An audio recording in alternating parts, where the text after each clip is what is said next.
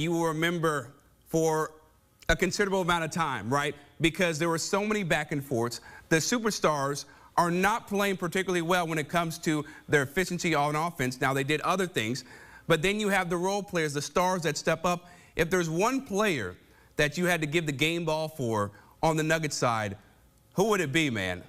Oh, that's a tough one. It's going to be, we're going to split this. We're going to do a Rosemary baby situation, split it with Jamal Murray.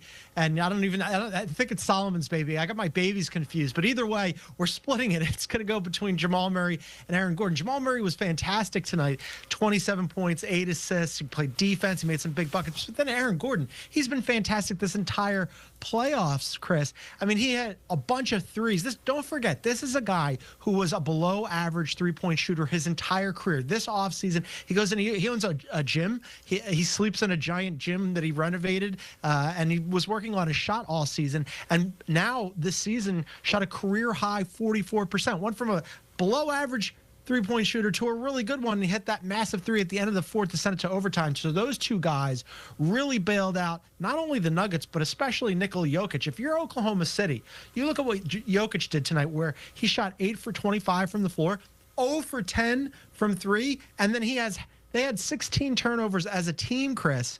He had a half of those. If you're Oklahoma City, you're thinking, that's it. That's a wrap. We got game 3 in the bag. Jamal Murray and Aaron Gordon, whatever baby that you're splitting there, they get to split the baby and the game ball. Yeah, it was a breathtaking performance from those two. They just came up with clutch play after clutch play. And another guy that I think we have to spotlight, right? Michael Porter Jr. has not had his best series because of that AC sprain joint in his left shoulder. But what does it say about his resolve to perform the way he did when they needed him, especially with Jokic being underwhelming? Yeah, well, I mean, everybody, the Nuggets, you, me, people who watch basketball have been waiting for Michael Porter Jr. to step forward. Now, as you mentioned, he's got that shoulder injury, and so it's hampered him, obviously. But Michael Porter Jr., over the course of his career, quite frankly, has not become the guy that everybody thought that he could become, because he's got size, he's got athleticism, he can shoot the ball, he's fast, he's physical, all of the things that you would want. If you were going to build a prototypical basketball player, you'd point to Michael Porter Jr. and say, that's the guy. But it hasn't really materialized or translated to him becoming an all-star, or just putting up gaudy numbers, or even being just the consistent third best option on that team. Tonight, though, he really stepped forward when they needed him most, because as you mentioned, and as we discussed, Nikola Jokic was completely off. And this is a team where on any given night, you're not really sure what you're going to get out of the supporting cast. They've been super inconsistent for much of the year. Tonight, the supporting cast lifted Nikola Jokic instead of the other way around. Right. And then on the other side, we have to talk about Shai Gilgeous-Alexander. I mean, he had one of those performances that you definitely want to flush down the toilet after watching what he did, in contrast to his teammate, J-Dub, Jalen Williams, who had a playoff career high. What was it about the Nuggets, right, when it came to their defensive scheme to make things so difficult for Shai? Yeah, they definitely harried him. I mean, this is the kind of standard that you've set now if you're a Nikola Jokic or a Shai Gilgeous-Alexander, where both of them went for double-doubles, with Joker had 5 assists and SGA had 7 assists, and you go, man, that was an off night for those guys because they weren't efficient. We're so used to them being efficient. And you mentioned Jalen Williams. Jalen Williams had a career playoff high 32 points.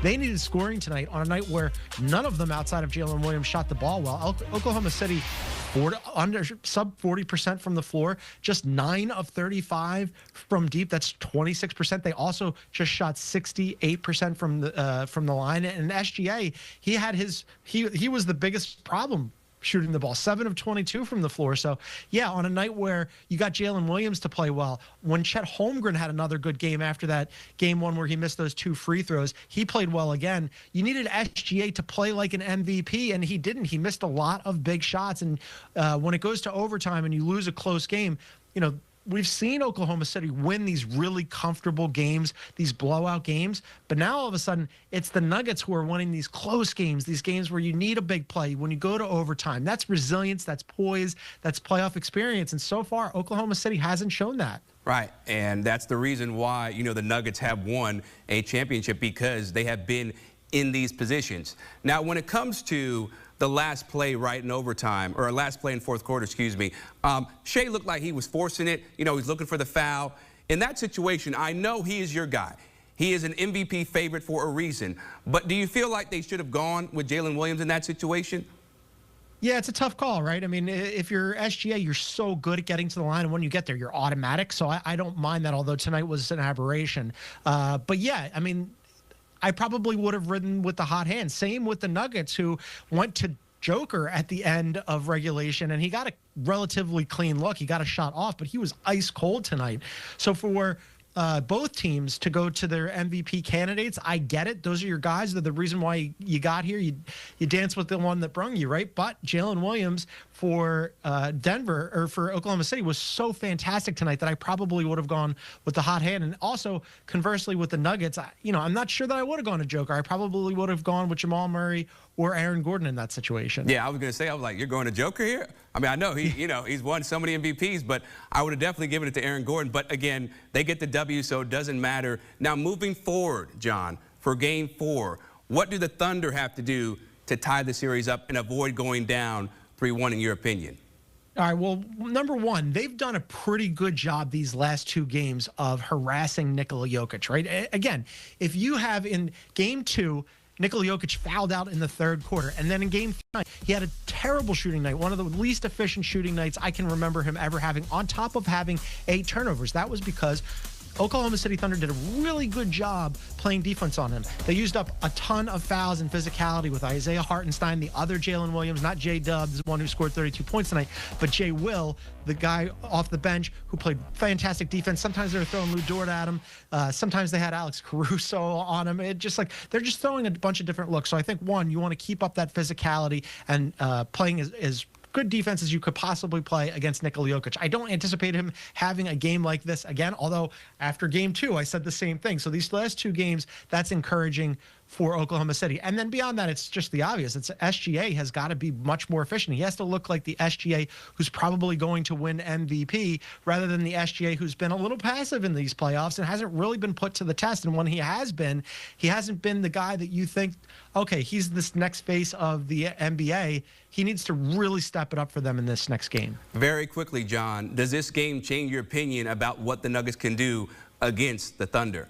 Yeah, I had Oklahoma City winning this series in 6. It doesn't look like that right now. I mean, I think that we forgot that the Nuggets have been playoff tested, resilient. They don't get rattled, and they're 2 years removed from winning an NBA championship. And right now, it's the Nuggets putting Oklahoma City on notice instead of the other way around. Can't wait to see how the rest of the series shapes up. Should be more cinematic goal between the Nuggets and the Thunder. John Gonzalez, always appreciate talking to you, man. And so here's a look at the Nuggets when they're at home in overtime playoff games.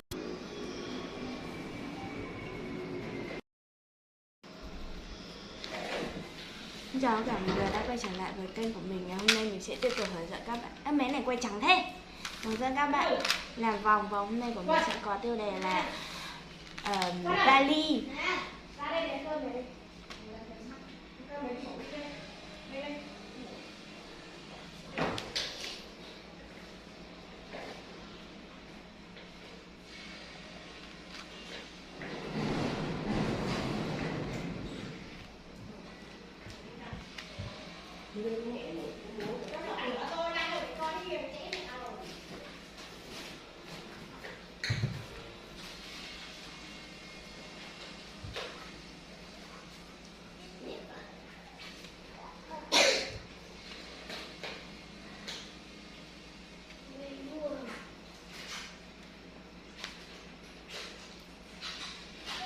Đến đây mình đã vẽ xong cây vani. Nếu như các bạn đẹp thì hãy đăng ký kênh và like ủng hộ mình nha.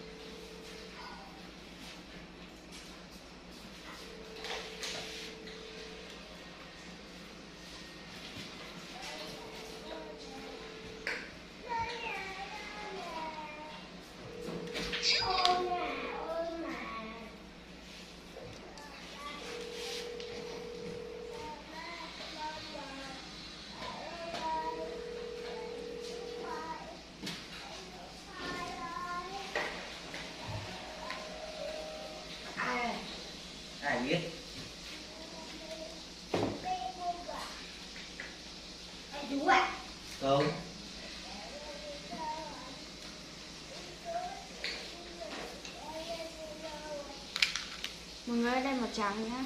Tiếp tục sẽ là màu vàng.